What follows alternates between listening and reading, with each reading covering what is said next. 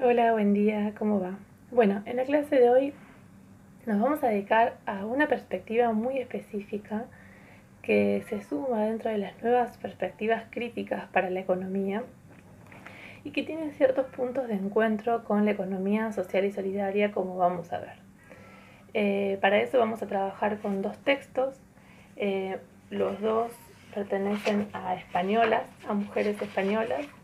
Uno es de Corina Rodríguez Enríquez, que está dentro de la bibliografía obligatoria, y hay otro texto de unas autoras vascas que lo encuentran dentro de la bibliografía optativa, pero también lo sugiero porque hace los puentes y los vínculos con la economía social y solidaria, entre la economía feminista y la economía social y solidaria.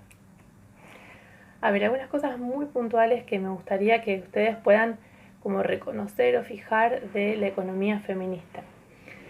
En primer lugar, ¿qué es? Es una perspectiva crítica, una teoría que critica las teorías económicas predominantes, hegemónicas, pero al mismo tiempo critica las desigualdades que producen esas economías en funcionamiento.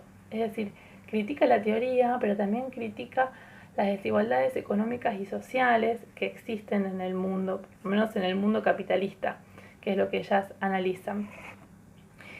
Y a partir de allí van transitando permanentemente sobre un doble carril marcado por estas cuestiones, la crítica a la teoría económica y la crítica a las consecuencias del funcionamiento de las economías capitalistas en el mundo.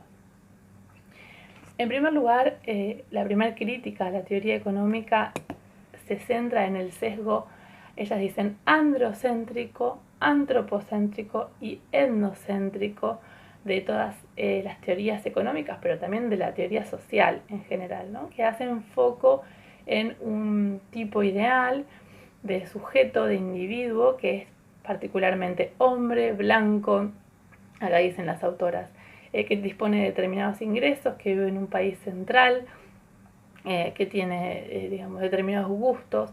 Entonces, según sostienen, las teorías están pensadas con estos diferentes sesgos que hacen que todo lo que queda por fuera o todo lo que se diferencia, mejor dicho, de este tipo de hombre ideal, no queda por fuera, no queda por fuera de la teoría, queda por fuera de las herramientas que proponen en términos de política económica, etcétera. Y hacen especial énfasis en esta crítica en otra cuestión que tiene más que ver con cómo se plasmó esa teoría económica en la práctica, que refiere a la división sexual del trabajo. O sea, ellas, dentro del funcionamiento de las economías en el mundo, analizan la división sexual entre hombres y mujeres. Entonces, ¿qué lugares, qué roles tienen las mujeres y qué lugares y qué roles tienen los hombres en el ámbito público, en el ámbito del trabajo fuera de la casa? Y lo mismo para el trabajo dentro de la casa. Entonces, ellas, las digo ellas porque puede haber hombres y mujeres, pero se llaman economistas feministas, eh, hacen especial énfasis en toda una dimensión de la actividad económica que ocurre puertas afuera. O sea, no es el trabajo en el ámbito de lo público, sino el trabajo en el ámbito de lo doméstico. Y dentro del ámbito de lo doméstico estudian particularmente la economía del cuidado, lo que ellas después llaman economía del cuidado, que se refiere específicamente a todas esas actividades que hacemos todos nosotros para reproducir nuestras vidas, para sobrevivir día a día, que incluyen desde la preparación de alimentos, la compra de alimentos, la higiene del hogar, el cuidado de niños, enfermos y ancianos. Entonces ellas estudian cómo se distribuyen estas diferentes tareas que todos tenemos que hacer entre hombres y mujeres y entre los diferentes miembros del hogar. Al mismo tiempo visualizan que son tareas no remuneradas y al mismo tiempo visualizan que si esas tareas fuesen consideradas como parte de las necesidades básicas de un trabajador, deberían estar incluidas dentro del precio de la mano de obra, es decir, deberían estar incluidas en el salario. Entonces, esa desigualdad que en principio es entre hombres y mujeres, porque las tareas de cuidado recaen mucho más sobre las mujeres que sobre los hombres, y ellas elaboran estadísticas y encuestas para mirar cómo es esta diferencia sexual en la división de los cuidados, al mismo tiempo instala o agudiza una desigualdad que es entre capital y trabajo, porque quien se apropia de mayor ganancia por no remunerar esas tareas de cuidado es el capitalista. Entonces ellas señalan que hay una transferencia desde el ámbito de lo doméstico hacia la acumulación de capital.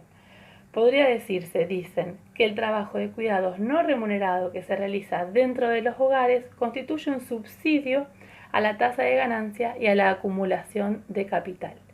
Este es uno de los principales focos de denuncia de las economistas feministas.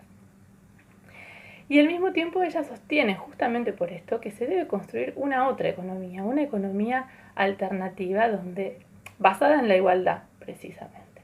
Y aquí hacen alianza con la economía social, con la economía ecológica, porque también denuncian desastres ambientales que producen la economía capitalista, como ya sabemos. Y entonces establecen ciertos vínculos o puentes, por un lado conceptuales, pero también, como decíamos al inicio, empíricos, de crítica a las economías concretas, con la economía social y solidaria y con la economía ecológica.